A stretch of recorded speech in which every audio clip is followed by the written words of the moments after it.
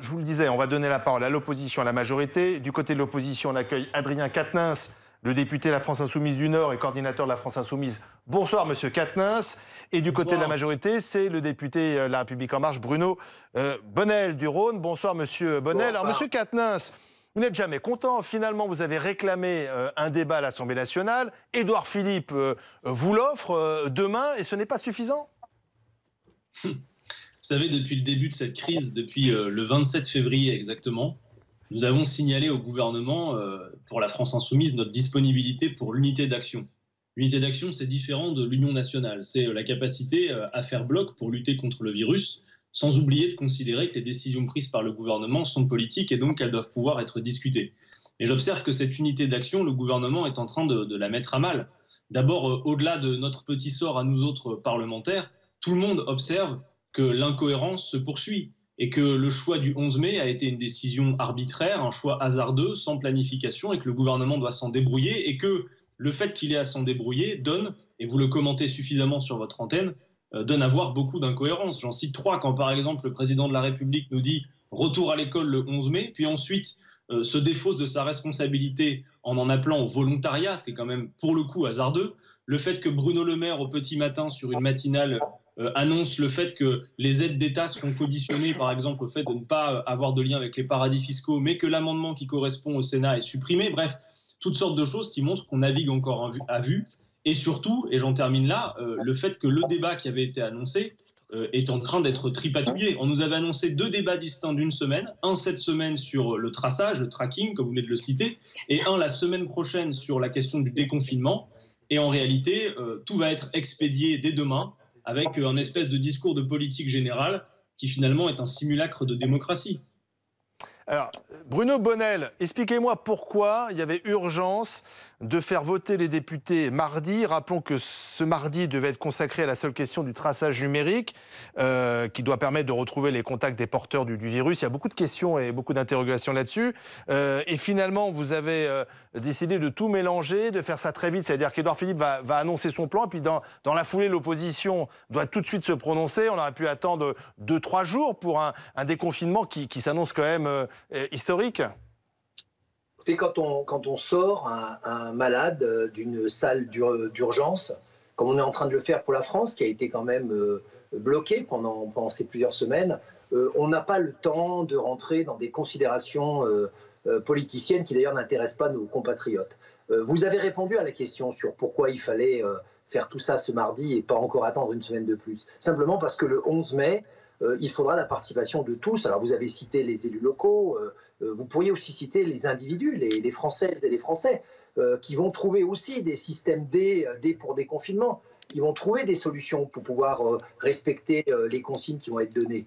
J'ai entendu M. Quatennens sur le volontariat. Moi, je vais vous dire, il se trouve que dans ma position à moi, je vais peut-être avoir le choix de renvoyer ou pas mes enfants à l'école. Si ça permet à des enfants en grande difficulté, pour des raisons de confinement, avec des parents qui ne peuvent pas s'en occuper parce qu'ils retournent travailler, avec des difficultés de suivi et de continuité scolaire, ça leur permet à eux d'aller à l'école. Eh bien oui, ça fait partie de la fraternité républicaine et le volontariat, c'est une mesure intelligente. Alors oui, elle n'a pas été annoncée au départ parce qu'on ne va pas arrêter, je voudrais rassurer M. Quatennens là-dessus, on ne va pas arrêter d'ajuster pendant 11 jours. On ne va pas arrêter de voir les cas particuliers parce que le déconfinement dans le Grand Est n'est pas le déconfinement dans les Landes. Le déconfinement dans la réalité n'est pas le même que dans les grandes villes. Donc je crois que là-dessus, il faut avoir une certaine tempérance.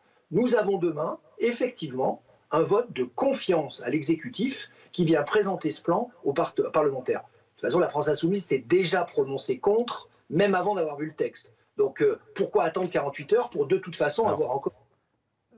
Monsieur Quatennens, c'est vrai, pourquoi avoir annoncé que vous voteriez contre un texte que vous ne connaissez pas encore? Alors d'abord, ce que mon collègue Bonnell appelle des considérations politiciennes, en réalité, s'appelle la démocratie. Et la démocratie, vous avez raison, ce n'est pas obligatoire. Mais je ne crois pas que ce soit un luxe pour autant, y compris dans une période comme celle que nous vivons. Je l'ai dit, les choix faits par le gouvernement sont des choix politiques. Alors oui, j'entends, Édouard Philippe aurait demain, c'est vrai, pu se contenter d'une conférence de presse et ne pas recourir au vote du Parlement. Mais en attendant, pas plus tard qu'il y a quelques jours, il avait clairement établi devant les parlementaires qu'il y aurait bien 2 débats distincts et donc 2 semaines pour se préparer.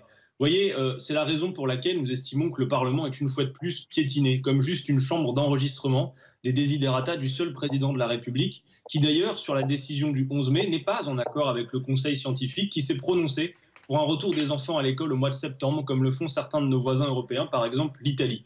Raison pour laquelle, vous voyez, parce que nous proposons, et que nous sommes d'abord et avant tout, non pas une force d'opposition principielle, mais de proposition, nous avons établi, donc plus rapidement que prévu, pour respecter les délais incroyables du gouvernement, nous avons établi un plan de déconfinement complet de la France insoumise.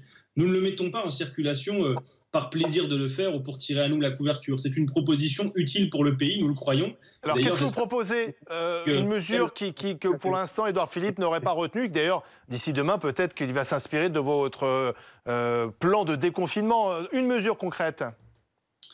Écoutez, j'en cite une. Sur la question des masques et des tests, on voit bien que la production n'est pas à la hauteur. On a vu Emmanuel Macron se rendre dans des usines qui produisent d'ores et déjà des masques, par exemple, mais il va falloir aller dans toutes les usines textiles que l'on pourrait réquisitionner et qui ne sont aujourd'hui pas en ligne pour produire des masques. Vous savez, nous, on a fait dans le plan de déconfinement quelques projections numériques. Par exemple, sur la question des tests, je ne cite que celle-ci.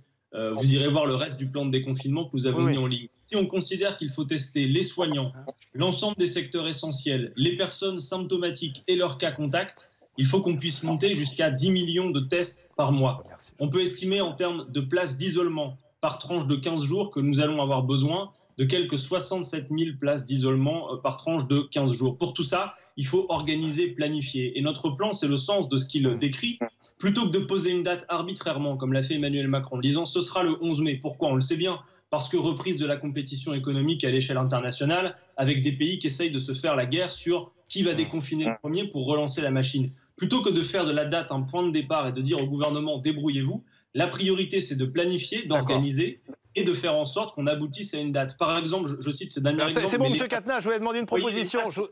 Je voudrais que Bruno Bonnell vous réponde, parce que sinon on n'aura pas le temps. Les masques coûtent 3 à 5 euros par unité, c'est pas possible. Les masques doivent être gratuits et disponibles. D'accord. Monsieur Bonnell, sur cette date du 11 mai, effectivement, on n'a toujours pas compris pourquoi c'était le 11 mai, pourquoi c'était pas dès cette semaine, la semaine prochaine ou à la fin du mois de mai. Est-ce que vous avez des réponses ?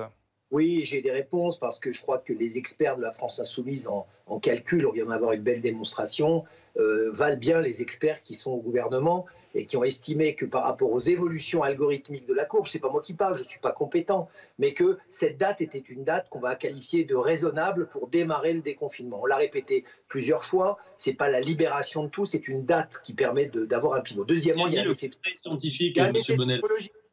Non, Monsieur Bonnell, termine, parce que vous êtes tous les deux par Skype. Si vous vous coupez, on ne va rien comprendre. Monsieur Bonnell, termine. Je voulais juste dire qu'il y a aussi un effet psychologique. À un moment donné, il faut donner le top départ de ce déconfinement. Et donc, on peut le faire traîner encore pendant plusieurs semaines. Mais je crois que quand on voit l'agacement, l'énervement, la difficulté pour certaines personnes de continuer à se confiner, à un moment donné, avec toutes les mesures sanitaires qui vont bien, et une réflexion de responsabilité de chacun, effectivement, il fallait donner une date. Et je crois que c'est une décision politique, M. Quatennens a raison, il y a une décision de l'exécutif qui est en charge. Je rappelle que quand on mène une guerre, il faut des chefs, et effectivement, on ne peut pas passer notre vie à avoir des débats sans père. Là, la date est partie, le débat aura lieu demain, et je crois qu'enfin, on va pouvoir commencer à passer à la phase de développement de ce déconfinement, qui, encore une fois, va demander de la tempérance pour tout le monde. Merci à tous les deux. Rendez-vous donc demain à l'Assemblée nationale avec Édouard Philippe.